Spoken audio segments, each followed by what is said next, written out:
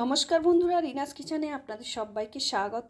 আজ আমি আপনাদের সঙ্গে শেয়ার করব আমের একটি দারুণ সুন্দর রেসিপি। এই রেসিপিটা তৈরি করলে কিন্তু নামি দামি দোকানের রেসিপি কিন্তু ফেল হয়ে যাবে। এইভাবে যদি তৈরি করেন, আমি যেভাবে তৈরি করেছি, খেতে কিন্তু অসাধারণ লাগবে। আর তার জন্য নিয়েছি একটা পাকা আম। একটা আম আমি কেটে নিচ্ছি। দেখুন, আমটাকে এইভাবে কেটে নেব। আমটা বাজার থেকে আমরা প্রায় আম নিয়ে আসি। সুন্দর মিষ্টি রসালো আম কিন্তু আমরা ঘরে থাকলে টপটপ করে খেয়ে নিই। আর যে আমটা একটু মিষ্টি কম আর একটু স্বাদটা ভালো খুব একটা থাকে না, সেই আমটা কিন্তু কেউ খেতে চায় না, বাড়িতে দেখবেন পড়েই থাকে। তো সেই আম দিয়ে যে এত সুন্দর একটা রেসিপি তৈরি করা যায়, আপনারা এই রেসিপিটা না দেখলে বুঝতেই পারবেন না। নামি দামি দোকানের রেসিপি কিন্তু এর কাছে ফেল হয়ে যাবে। আর সেই রেসিপি তৈরি করার জন্য প্রথমেই আমি আমের যে পাল্পটা হয় সেটা আমি বের করে নিচ্ছি। এইভাবে গোটা আমটা থেকে পাল্প বের করে নেব।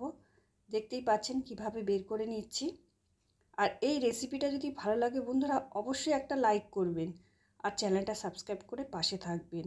আপনারা লাইক করলে আমার কিন্তু ভিডিও বানানোর আগ্রহ অনেক অনেক বাড়ে, তাই অবশ্যই একটা লাইক করবেন।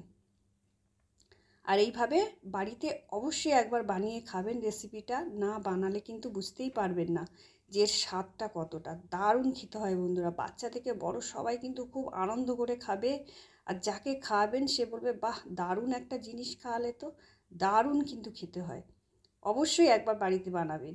আর এইভাবে আমগুলোকে আমি আমের পাল্পগুলোকে বের করে নেব। দেখতেই পাচ্ছেন কিভাবে বের করে নিচ্ছি। খুব একটা উপকরণ কিন্তু এই রেসিপিতে আমি ব্যবহার করিনি। ঘরে থাকা মাত্র দুটো উপকরণেই হয়ে যাবে এই রেসিপি। আর এত সুন্দর হয় এর টেস্ট, আপনারা না খেলে কিন্তু বুঝতেই পারবেন না। দেখুন, এইভাবে আমের পাল্পটা আমি বের করে নিয়েছি। আটিটাকে আমি একইভাবে বের করে নেব। একটা আমের থেকে বেশি আছে, আর একটা আম কিন্তু খানিকটা আমি এর মধ্যে ব্যবহার করেছি, সেটাও এইভাবে কেটে নিয়েছি। নিয়ে এই আমগুলোকে আমি পেস্ট করে নেব। একটা মিক্সিং জার নিয়ে নেব, তার মধ্যে আমের এই পাল্পটাকে ভালো করে পেস্ট করে নিতে হবে। দেখুন, মিক্সির জার আমি নিয়ে নিচ্ছি। এর মধ্যে আমের পাল্পগুলো দিয়ে দিলাম।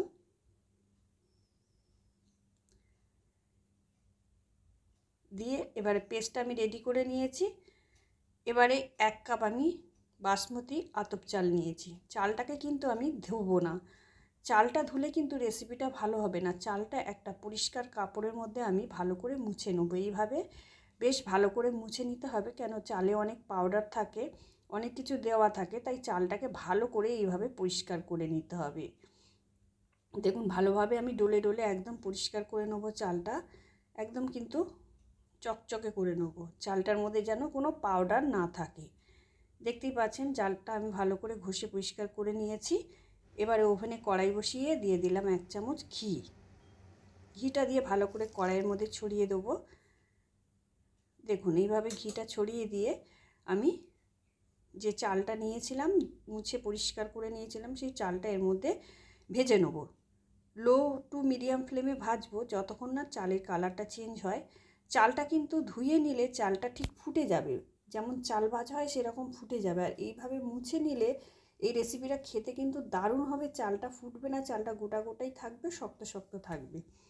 দেখুন, চালটা ভেজে নিয়ে এবার আমি ঠান্ডা হতে দেবো। একটা থালার মধ্যে আমি ঢেলে দিয়েছি, দিয়ে ছড়িয়ে দেবো। এইভাবে ঠান্ডা করে নেব চালটাকে। চালটা ততক্ষণ ঠান্ডা হতে থাক। আবার ওভেনে কড়াই বসিয়ে 1 চামচ ঘি আমি দিয়ে দিলাম এর মধ্যে। দিয়ে আবারও ভালো করে ছড়িয়ে দিলাম ঘিটা। দিয়ে যে আমের পেস্টটা আমি রেডি করেছিলাম সেটা এর মধ্যে দিয়ে দিলাম। আমটাকে ভালো করে আমি নাড়াচাড়া করব। করে আমের কাঁচা ভাবটা যাতে না থাকে, আমটাকে ভালো করে আমি ফুটিয়ে নেব। এইভাবে নাড়াচাড়া করে নিলে আমের টেস্টটা কিন্তু খুব ভালো আসবে। আমের যে জলসা ভাবটা সেটা একদমই থাকবে না, একটু গাঢ় গাঢ় করে নিতে হবে আমটাকে নাড়াচাড়া করে। দেখতেই পাচ্ছেন কিভাবে আমি নাড়াচাড়া করে, হাই ফ্লেমে কিন্তু নাড়াচাড়া করে নিই, মিডিয়াম টু লো ফ্লেমে আমটাকে ভালো করে এইভাবে আমি একটু গাঢ় করে নিয়েছি। এর টেস্টটা কিন্তু খুবই ভালো আসবে। আর আমি ঢেলে নিলাম একটা পাত্রের মধ্যে। আর এদিকে চালটা কিন্তু আমার ঠান্ডা হয়ে গেছে। যে চালটা আমি ভেজে রেখেছিলাম বাসমতি আতপ চাল, সেটা আমি একটা মিক্সিং জারের মধ্যে নিয়ে নিলাম। নিয়ে এটারও একটা পেস্ট রেডি করে নেব। খুব মিহি পেস্ট কিন্তু হবে না, যেহেতু চালটা ভালো করে ভেজেছি। দানা দানা থাকবে, দেখুন এইরকম দানা দানা থাকবে। এতেই কিন্তু রেসিপিটা খেতে দারুণ হবে। আর আমি 100 গ্রামের একটু কম গুঁড়ো দুধ গুলে নিয়েছিলাম হালকা গরম জলে। সেই দুধটা আমি কড়াইয়ের মধ্যে দিয়ে দিলাম। দিয়ে একটু জল আমি যোগ করে দিলাম। বেশ মোটা করেই গুলে নিয়েছিলাম দুধটা। দিয়ে একটু নাড়াচাড়া করে ফুটিয়ে নেব দুধটাকে, যাতে গুঁড়ো দুধের গন্ধটা না থাকে। আপনারা চাইলে লিকুইড দুধও ব্যবহার করতে পারেন। এবারে চাল গুঁড়োটা অল্প অল্প করে দিয়ে কিন্তু আমি নাড়াচাড়া করব। খেয়াল রাখতে হবে দলা যাতে না পাকিয়ে যায়। ভালো করে নাড়াচাড়া করে, যদিও দলা পাকায় সেটাকে খুন্তি দিয়ে ভালো করে ঘেটে দিতে হবে। দিয়ে বেশ কিছুক্ষণ ফুটিয়ে নিতে হবে। হাই ফ্লেমে কিন্তু ফোটানো যাবে না। ফোটাতে ফোটাতে এই রকম একটা থকথকে ভাব এসে যাবে। তখন দিয়ে দেবো 1 কাপ চিনি। যে কাপের মাপে আমি চাল নিয়েছিলাম সেই কাপের 1 কাপ চিনি কিন্তু আমি এর মধ্যে যোগ করে দিলাম। দিয়ে আবার আমি ভালো করে নাড়াচাড়া করব, চিনিটা যতক্ষণ না গুলে যায়, চালের মধ্যে মিশে যায়। দেখুন এইভাবে কিছুক্ষণ নাড়াচাড়া করে নিতে হবে। নিয়ে দিয়ে দিলাম 1 চামচ ঘি। ঘিটা দিলে কিন্তু টেস্টটা খুব ভালো আসবে। আবার আমি 1 চামচ ঘি দিয়ে ভালো করে এটাকে নাড়াচাড়া করে নিচ্ছি। দেখুন গ্যাসের ফ্লেমটা কিন্তু লো টু মিডিয়ামে রাখবেন, হাই ফ্লেমে কিন্তু পুড়ে যাবে। এবারে ভালো করে কিছুক্ষণ নাড়াচাড়া করে নিয়ে যে আমের পেস্টটা আমি রেডি করে রেখেছিলাম ঘিয়ে ভেজে, সেটা এর মধ্যে যোগ করে দিলাম। দিয়ে ভালো করে আমি মিশিয়ে নেব। আরও এই ব্যাটারটা আরও গাঢ় করে নেব। যত নাড়াচাড়া করব তত কিন্তু শুকনো শুকনো হয়ে আসবে। এইভাবে কিছুক্ষণ ভালো করে নাড়াচাড়া করে নিয়ে আমি ভালো করে শুকনো শুকনো করে নেব। নিয়ে গ্যাসের ফ্লেমটা অফ করে দিয়েছি দেখুন। দিয়ে একটা টিফিন কাঠির মধ্যে আমি ঘি দিয়ে দিচ্ছি অল্প পরিমাণে। দিয়ে টিফিন কাঠিটা ভালো করে ঘি মাখিয়ে নেব। আপনাদের কাছে কেক টিন থাকলে বা ছোট গামলা থাকলেও তার মধ্যেও এইভাবে ঘি লাগিয়ে দিতে পারে। দিয়ে এবারে যে ব্যাটারটা আমি রেডি করেছিলাম সেটা এর মধ্যে দিয়ে দিচ্ছি। দেখুন এইভাবে ভালো করে টিফিন কাঠির মধ্যে আমি এই সমস্ত ব্যাটারটা দিয়ে দেবো। ভালো করে সেট করে দেবো আর একটু ঝাঁকিয়ে দেবো যাতে ভিতরে হাওয়া না থাকে। দিয়ে ভালো করে আমি সেট করে দেবো। একটু ঝাঁকিয়ে নিতে হবে, ঝাঁকিয়ে নিলে ভিতরে হাওয়া থাকলে বেরিয়ে যাবে। এইভাবে ভালো করে সেট করে দেখুন, এইভাবে সুন্দর করে আমি সেট করে ঝাঁকিয়ে নেব। নিয়ে আমি ঢাকা দিয়ে ডিপ ফ্রিজে রেখে দেবো 1 ঘন্টা মতন। 1 ঘন্টা পরে ফিরে আসছি। দেখুন 1 ঘন্টা কিন্তু ভালো মতন আমার সেট হয়ে গেছে। আমি একটা ছুরি দিয়ে ধারগুলোকে আগে একটু ছাড়িয়ে দিচ্ছি। দেখুন এইভাবে ছাড়িয়ে দেব।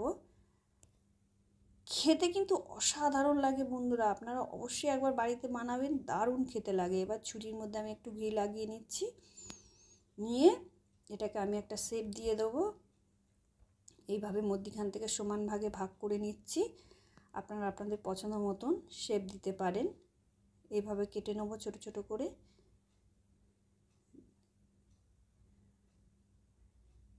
দারুণ সুন্দর একটা রেসিপি বন্ধুরা, আপনারা অবশ্যই বাড়িতে একবার ট্রাই করবেন। আর বুঝতেই পারবেন না যে এটা আম দিয়ে বানানো হয়েছে। কাউকে খাওয়ালে মনে করবে কোনো দোকান থেকে, নামি দামি মিষ্টির দোকান থেকে এটিকে কিনে আনা হয়েছে। দেখুন কত সুন্দর মিষ্টিগুলো রেডি হয়েছে। এই যে রেডি হয়ে গেল আমের কালাকাঁদ, দেখতেই পাচ্ছেন কতটা লোভনীয় হয়েছে। এটা দেখতে যতটা সুন্দর হয়েছে, খেতেও কিন্তু অসাধারণ হয়েছে।